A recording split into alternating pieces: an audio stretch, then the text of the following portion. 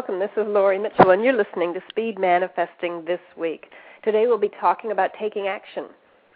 And I want to talk a little bit differently about taking action because a lot of the success principles that I used in the 80s and the 90s that were working for me then suddenly stopped.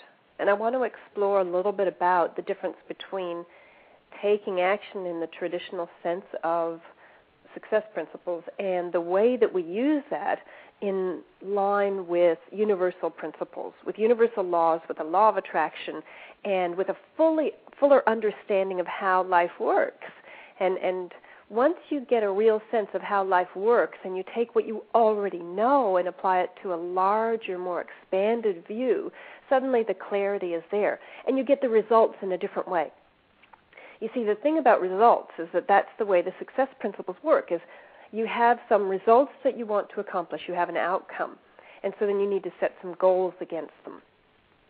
Well, if you're not getting the results that you want and you set some different goals and you keep not getting those results and you're continually not achieving the results that you want as an outcome, something's going on. There's some missing part of the puzzle. And that's what was happening for me. There was a lack of understanding about how life worked and how we are designed as human beings. And when I got the rest of the puzzle, it made sense.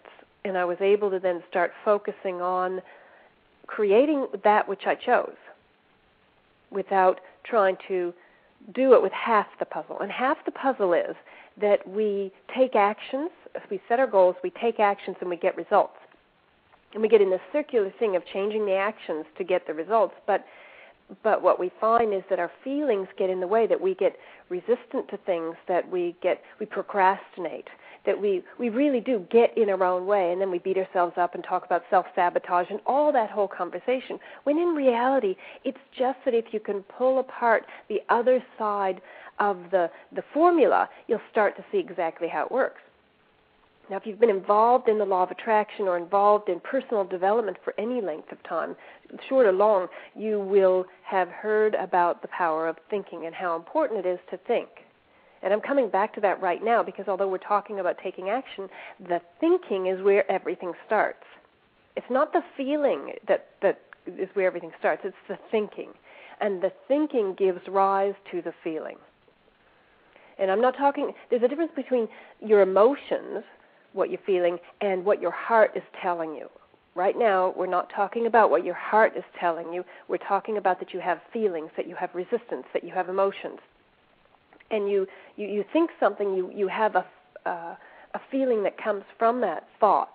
And then that feeling drives you through to take action or not, which then gets you results or not. That is as simple as it is.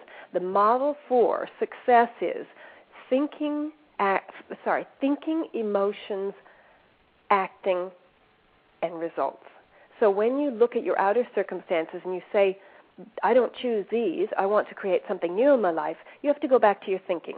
Now, the thinking that I'm talking about is a little bit different from just, okay, well, I'm going to think something different. Well, we have two parts to our thinking. One is conscious and the other is subconscious. And it's the subconscious that rules your body. It's the subconscious that tells your body what to do when. The subconscious is in charge of your body, not the conscious. And so when you decide that you want to raise your hand and you say, well, I'm consciously raising my hand, no, you're not.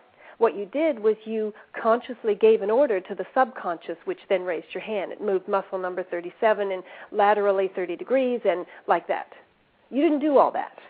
You gave the order into the kitchen and the chef prepared it for you. And then out came the result. So understand that, and you'll free yourself in your actions to not just set goals, but to actually look at what your subconscious limiting thoughts are and deal with those. And I needed to cover that today so that you understood how going forward from that, you can then be free to create. And I'll give you some ways of creating, especially 3 specific ways of looking at taking action. And we'll talk about that shortly. But understand that it's about your thinking and putting all your focus and effort on learning how you think, learning what your beliefs are and whether those beliefs are actually changing, whether they're serving you. So first of all, when you look at actions, the first thing that you can do is, and this is what we're trained to do, is to take orderly actions, to set a goal and follow through on it. That looks quite common. But when you think about universal principles, hey, the whole universe is orderly. Planets don't crash into each other. It's all set out in a very orderly fashion. And when you understand that as a universal principle, that order is a method from the cosmos, then when you set something in motion, you follow it through. So when you decide to do something, commit to it. And when you commit to it, follow through. That's the orderly way of doing things. So if you put something in your diary for a to-do list, follow through on it. So decide what you want, follow through on it, and you'll get the results that you are looking for in line with what your intentions are. And just remember that when you're thinking about taking action, of course, the action is intentional. The action is about the results that you choose, the outcome that you want. What's your intention? And so if your intention is to achieve a particular result, then what you can do is make sure that the intention then gives birth to what actions to take. And you use your head with that, and you have a bunch of actions, but the key to using this previous success principle of writing down things and taking action and following through is that you do not get attached to them and that it's not about the how of doing things. If you want to get involved in taking action in an orderly fashion, in the old-fashioned way of success principles, fine. But don't expect that they're going to be the result. And any entrepreneur who is successful knows this. You got to change the ball game halfway through if that's what you're called to do. So you have your actions as a starting point, and you follow them through in a logical way. So you're using the tools of your mind, and you're using your body to follow them through, to pick up the phone, to write out a plan, to draw something, to go somewhere. You're using your body to follow through on the actions to get the results. And sometimes they work and sometimes they don't.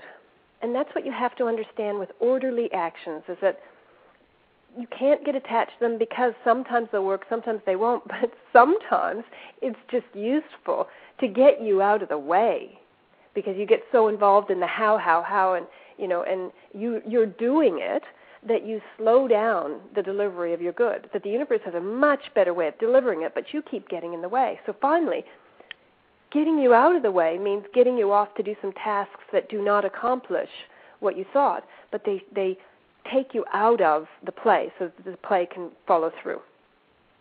All right, so part of the orderly action is also just making room for things in your life, making room to receive. And that orderliness is about cleaning things up.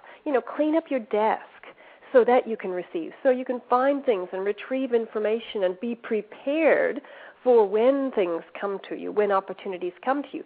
But, if your email inbox is so cluttered that you can't see the opportunities that are coming to you because all you want to do is hover your finger over the delete button, then you cannot allow yourself new opportunities.